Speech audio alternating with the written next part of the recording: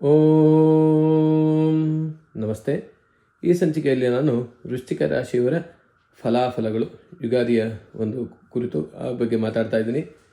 ಮೊದಲನೇದಾಗಿ ನಾವು ನೋಡಿದಾಗ ಪ್ರಸಕ್ತದಲ್ಲಿ ಅಂದರೆ ಸದ್ಯದ ಪರಿಸ್ಥಿತಿಯಲ್ಲಿ ವೃಶ್ಚಿಕ ರಾಶಿಯವರಿಗೆ 4ನೇ ಮನೆಯಲ್ಲಿ ರಾಹು, 5ನೇ ಮನೆಯಲ್ಲಿ ಶನಿ, ಪಂಚಮ ಶನಿ, 8ನೇ ಮನೆಯಲ್ಲಿ ಗುರು ಇದ್ದಾನೆ ಮತ್ತು 10ನೇ ಮನೆಯಲ್ಲಿ ಕೇತು ಇದ್ದಾನೆ.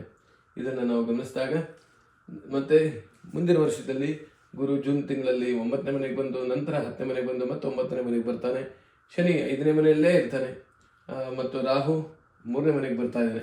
ಇಷ್ಟು ಕೇತು 9ನೇ ಮನೆಗೆ ಹೋಗ್ತಾ ಇದ್ದಾನೆ. ಇಷ್ಟು ವೃಶ್ಚಿಕ ರಾಶಿಯವರಿಗೆ ಸಾಧ್ಯವಾದ ಮುಂದಿನ ವರ್ಷದಲ್ಲಿ ನಡೆಯುವ ಗ್ರಹಗಳ ಅವರ ಅವರ ಚಲನೆ ಮತ್ತು ವೃಶ್ಚಿಕ ರಾಶಿಯವರು ಇದರ ಫಲವನ್ನು ಗಮನಿಸಿದಾಗ ವಿಶಾಖ ನಕ್ಷತ್ರ 4ನೇ ಪಾದ ಮತ್ತು ಅನುರಾಧ ನಕ್ಷತ್ರ, ಜ್ಯೇಷ್ಠ ನಕ್ಷತ್ರ, ಈ 3 ನಕ್ಷತ್ರಗಳು ವೃಶ್ಚಿಕ ರಾಶಿಯಲ್ಲಿ ಬರುತ್ತೆ.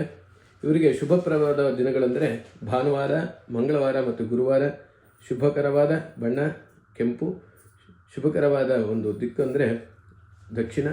ಶುಭಕರವಾದ ಸಂಖ್ಯೆಗಳು 1, 3, 2, 9.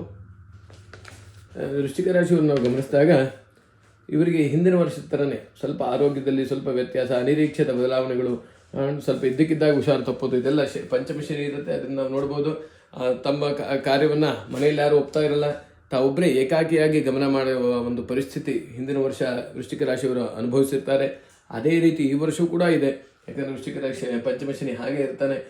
ತಾವು ಏನು ಮಾಡಿದ್ರು ತಮ್ಮದೇ ಆದ ನಿರ್ಧಾರಕ್ಕೆ ತಾವೇ ಬದ್ಧವಾಗಿ ಹೋಗಬೇಕಾಗುತ್ತೆ. ಯಾರಿಂದಲೂ ಸಲಹೆ ಆಗಲಿ ಅಥವಾ ಸಹಾಯ ನಿರೀಕ್ಷಣೆ ಮಾಡೋಕ್ಕಾಗಲ್ಲ. ಇದೇ ಪರಿಸ್ಥಿತಿ.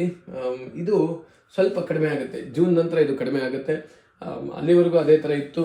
ಅಷ್ಟಮ ಶನಿ ಇರೋದ್ರಿಂದ ಅನಿರೀಕ್ಷಿತ ಬದಲಾವಣೆಗಳು ಅದೆಲ್ಲ ಆಗ್ತಿತ್ತು, ಅದೆಲ್ಲ ಕಡಿಮೆ ಆಗುತ್ತೆ. ಜೂನ್ ನಂತರ 5 ತಿಂಗಳು ಅವರು ಹೇಳ್ಕೊಂಡಾಗೆ ಸ್ಥಾನ ಪ್ರಾಪ್ತಿ ಇದೆಲ್ಲವೂ ಅವರಿಗಿದೆ. ಅಲ್ಲಿವರೆಗೆ ಸ್ವಲ್ಪ ಬದಲಾವಣೆಗಳಿದೆ ವೃಶ್ಚಿಕ ರಾಶಿಯವರಿಗೆ. ಮತ್ತು ಕೇತು 9ನೇ ಮನೆಗೆ ಬರ್ತಾ ಇದ್ದಾನೆ. ಭಾಗ್ಯಸ್ಥಾನಕ್ಕೆ ಕೇತು ಬರ್ತಿರೋದ್ರಿಂದ ಸ್ವಲ್ಪ ಉನ್ನತ ಅಧಿಕಾರಿಗಳಿಂದ ತೊಂದರೆ ಆಗ್ಬೋದು, ಅಥವಾ ಏನು ದುಡ್ಡು ಬರಬೇಕು ಅಂತ ಅಂದ್ಕೊಂಡಿರ್ತಾರೆ, ಅಥವಾ ಏನೋ ಒಂದು ಲಾಭದಾಯಕವಾಗ್ಬೋದು, ಅದರಲ್ಲಿ ಕಡಿತ ಆಗುತ್ತೆ. ಅದು ವರ್ಷದ ಕಡೆಯಲ್ಲಿದೆ. ಬಟ್ ಆದರೆ ವರ್ಷಾದಿಯಾಗಿ ಇವರನ್ನು ನಾವು ಗಮನಿಸಿದಾಗ ಮನಸ್ತಾಪಗಳು ಸ್ವಲ್ಪ ಮತ್ತು ದುಡ್ಡು ಖರ್ಚಾಗೋದು ಇದೆಲ್ಲ ನಡೀತಾ ಇರುತ್ತೆ. ಸ್ನೇಹಿತರಾಗ್ಬೋದು, ಸಂಬಂಧಿಕರಾಗ್ಬೋದು, ಯಾರು ಕೂಡ ಸಹಾಯ ಮಾಡೋದಿಲ್ಲ ಇವರಿಗೆ. ಇಷ್ಟೆಲ್ಲ ಇದನ್ನು ಈ ತಿಂಗಳಲ್ಲಿ ಈ ವರ್ಷದಲ್ಲಿ ಅವರು ನೋಡಬೇಕಾಗತ್ತೆ. ಮತ್ತು ಜೂನ್ ಮತ್ತು ಅಕ್ಟೋಬರ್ ತಿಂಗಳು ಬಹಳ ಹುಷಾರಾಗಿರಬೇಕು.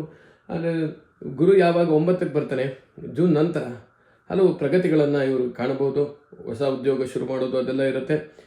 ಮತ್ತೆ ಯಥಾ ಪ್ರಕಾರ 2027ರಲ್ಲಿ ಗುರು ಮತ್ತೆ ಕಟಕ ರಾಶಿಗೆ ಹೋದಾಗ ಅಲ್ಲಿಗೆ ಕೇತು ಸ್ಪರ್ಶನ ಆಗೋದ್ರಿಂದ ಕೆಲವು ಮಾಡಿದ ನಿರ್ಧಾರಗಳನ್ನು ಹಿಂತೆಗೆದುಕೊಳ್ಳುವುದು ಅಥವಾ ಆ ನಿರ್ಧಾರಗಳು ಬೇರೆಯವರಿಗೆ ಪ್ರತಿಕೂಲಕವಾಗಿ ಕಾಣೋದ್ರಿಂದ ಇವರು ಯಥಾ ಪ್ರಕಾರ ಶನಿ ಪಂಚಮದಲ್ಲಿರುವವರಿಗೆ ಇದೇ ರೀತಿ ಆಗುವ ಕಾರಣ ಪಂಚಮ ಶನಿಗೆ ಅರಳಿಮರ ಪ್ರದಕ್ಷಿಣೆ ಮಾಡೋದು, ಶನಿವಾರ ನವಗ್ರಹ ದೇವಸ್ಥಾನಕ್ಕೆ ಹೋಗಿ ಪೂಜೆ ಮಾಡೋದು, ಎಳ್ದೀಪ ಹಚ್ಚೋದು, ಇವುಗಳನ್ನೆಲ್ಲ ಮಾಡೋದು ಅತಿ ಲಾಭಕರವಾಗಿರುತ್ತೆ.